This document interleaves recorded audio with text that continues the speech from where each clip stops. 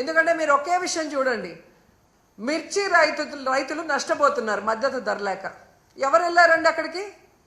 జగన్మోహన్ రెడ్డి గారు వెళ్ళారు. జగనన్న వెళ్ళి నిలదీసిన తర్వాతే ప్రభుత్వం కదిలింది. ప్రభుత్వానికి బాధ్యత లేదా? వాళ్ళకు మద్దతు ధర ఇవ్వాలి, పెట్టుబడి సాయం చేయాలి అన్న ఇంగిత జ్ఞానం చంద్రబాబు నాయుడికి, పవన్ కళ్యాణ్కి లేదా నేను అడుగుతున్నాను. మొదటిసారి ముఖ్యమంత్రి అయిన జగనే అంత చక్కగా రైతు భరోసా ఇస్తూ, మద్దతు ధర ఇస్తూ, ఎక్కడైనా కరువు కానీ లేదా అధిక వర్షాలు కానీ లేదా తుఫాను కానీ వస్తే ఏ విధంగా కాపాడాడు వితిన్ 24 అవర్స్లో అనేది మీరు ఒకసారి రికార్డ్ చూడండి. మరి మొదటిసారి ముఖ్యమంత్రి అయిన జగనన్న చేయగలిగినప్పుడు 4వ సారి ముఖ్యమంత్రి అయిన నీకు 30 ఇయర్స్ ఇండస్ట్రీ, 40 ఇయర్స్ అని గొప్పలు చెప్పుకునే చంద్రబాబు నాయుడు ఎందుకు చేయలేకపోతున్నాడు? మూలనున్న ముసలమ్మ కూడా బటన్ నొక్కుతుందనే, నువ్వు కూడా ముసలోడివే కదా, నొక్కేది బటను, ఎందుకు నొక్కలేకపోతున్నావు? జగనన్నని హేళనగా మాట్లాడటం కాదు, జగనన్నలాగా 1 సంవత్సరం పరిపాలించి చూడు, తెలుస్తుంది.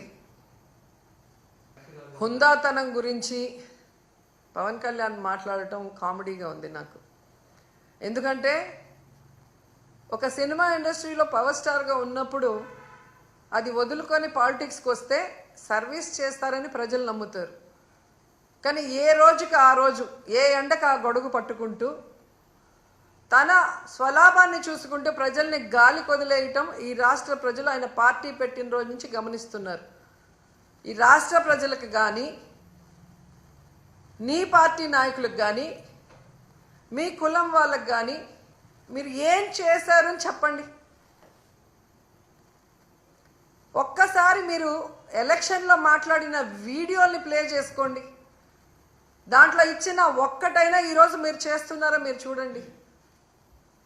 రౌడీల్లాగా అరిచేది మీరు, హుందాతనం లేకుండా జగనన్నని ఏది పడితే అది మాట్లాడేది మీరు. మళ్ళీ మాకు మీరు నీతులు చెప్తా అంటే ఎంతవరకు కరెక్టు?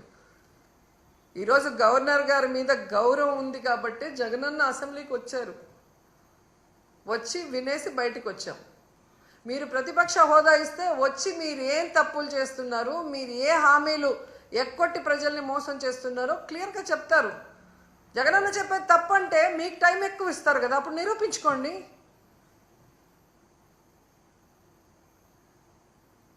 సో హుందాతనం మీకు లేదు.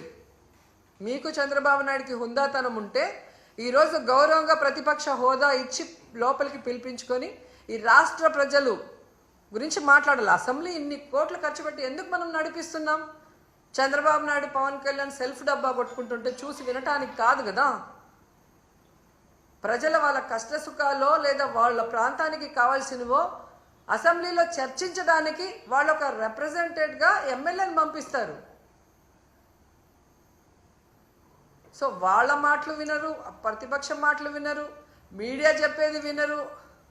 రెడ్ బుక్ రాజ్యాంగం అంటూ ఈరోజు అసెంబ్లీని కూడా ఏ విధంగా ప్రజాస్వామ్య విరుద్ధంగా మీరు నిర్వహిస్తున్నారనేది గమనిస్తున్నారు మేధావులు కూడా.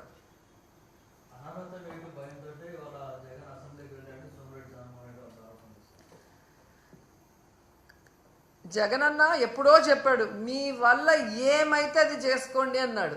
ఇంకా అంతకన్నా ఏం చెప్పాలి? మీ వల్ల ఏమైతే చేసుకోండి అని చెప్పాడు కదా. జగనన్న భయపడతాడని మీరు అనుకుంటారా? ఈ రాష్ట్రంలో చిన్న పిల్లోడిని అడిగినా చెప్తారు జగనన్న ఎంత ధైర్యవంతుడో. సోనియా గాంధీని అడిగితే చెప్తుంది, చంద్రబాబు నాయుడు అడిగితే చెప్తారు. పైకి మేకపోతు గాంభీర్యం కాదు, వాళ్ళ మనసులో వాళ్ళని అడిగితే వాళ్ళకే తెలుస్తుంది జగన్ ఎంత ధైర్యవంతుడు.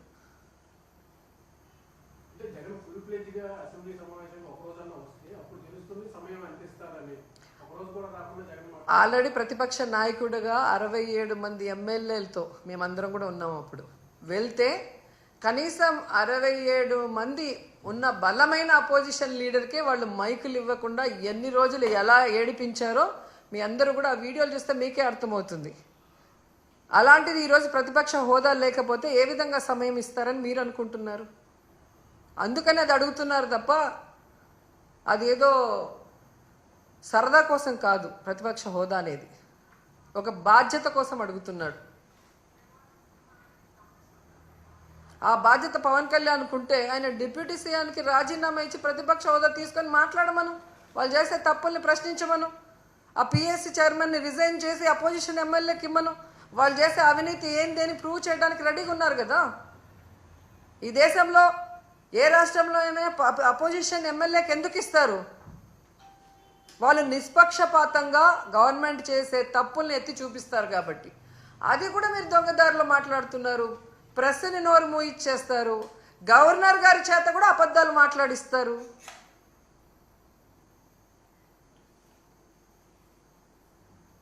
మరి ఈ రాష్ట్రంలో ఉన్న ప్రజల గురించి ఎవరు మాట్లాడాలి? వాళ్ళ సమస్యల గురించి ఎవరు ఎత్తి చూపించాలి?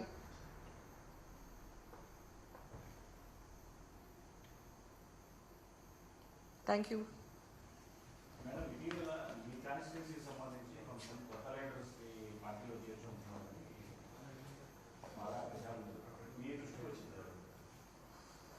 ఇంతవరకు అయితే నాకేం తెలియదండి. టీవీలో ఏదో వేస్తూనే ఉంటారు.